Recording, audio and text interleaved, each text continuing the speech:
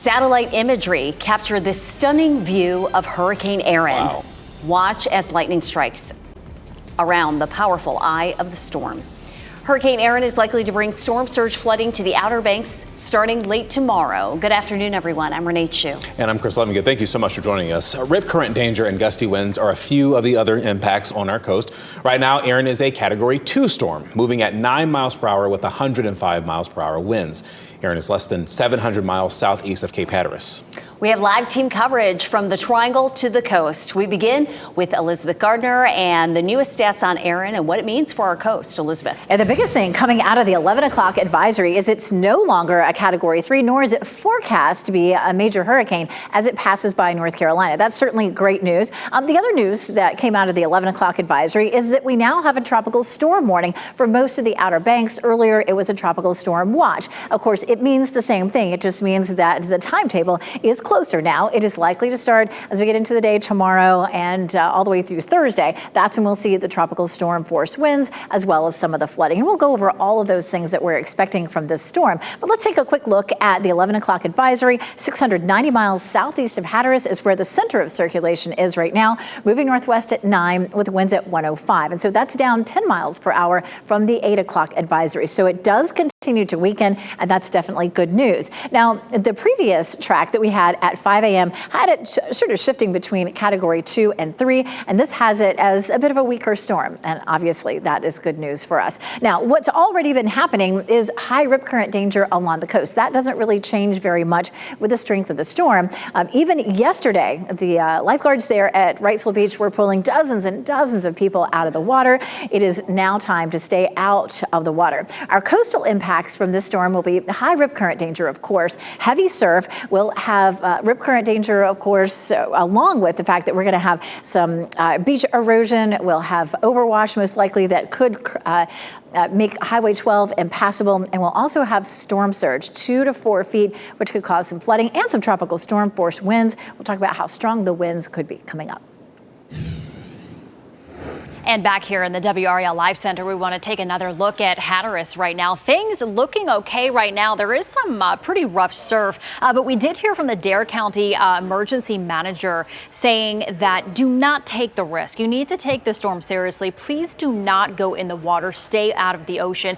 You just heard Elizabeth talking a little bit about storm surge and the tides impacting vulnerable parts of Highway 12. I do want to show you some pictures here right now. These are live pictures of different parts of Highway 12, and these are areas that get severely impacted when a storm rolls through. So that is why a lot of that area was under a mandatory evacuation. Nobody was allowed to stay. They want to get everybody out because of the impacts from the storm surge. We are going to stay on top of all of this and hopefully get out live to Sean Gallagher at some point. He is there in Hatteras, and we will keep you updated here in the Live Center as well. Want to see how things are developing out there. Thank you, Michelle. Hurricane Erin may not be a Category 5 storm anymore, but folks, it is huge. And WRAL meteorologist Chris Michaels explains what's happening to increase its size. This process is something that's called the eye wall replacement cycle. This happens a lot of times when you have these really strong hurricanes, and it's kind of like a figure skater. When they bring their arms in, they spin really quickly, but in order to keep spinning, they have to let their arms out, and as they do so, they spin a little slower. So here's the reason. You've got Erin that was a Category 5 Saturday, and it's really tough to maintain that level of energy, so these hurricanes naturally will spread their energy outward, and they do so through these eye wall replacements. So yesterday morning, you saw the eye was really neatly defined. As the cycle began, the eye got shut off. The category of the storm decreased between yesterday and today, but in the process, it became larger. So that's why we expect the wind to go hundreds of miles outside the cone. The cone is just anywhere that the center of the storm can go, but in the yellows, your tropical storm force wind gusts that could go from west to east, about a distance of 700 miles extending toward our coastline. Meanwhile, here we're not expecting that level of wind, but as we head toward Thursday, it might be a little bit windier than your average August day. Near and to the east of I-95 could see wind gusts anywhere from 25 to perhaps as strong as 35 miles per hour. Chris, thank you. Erin has already prompted mandatory evacuations along the Outer Banks, where waves could reach 20 feet high. The only highway connecting the islands will likely become impassable from the ocean overwash in the coming days. Visitors and residents on Hatteras and Ocracoke Islands are being ordered to leave. Some locals say they are hunkering down. We've been through it many times, and we're accustomed to the roads flooding.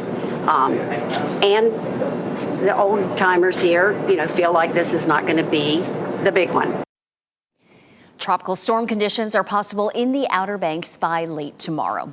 You can always track Hurricane Erin with the WRAL weather app. Zoom in, find the day-by-day forecast, location, and strength of the storm.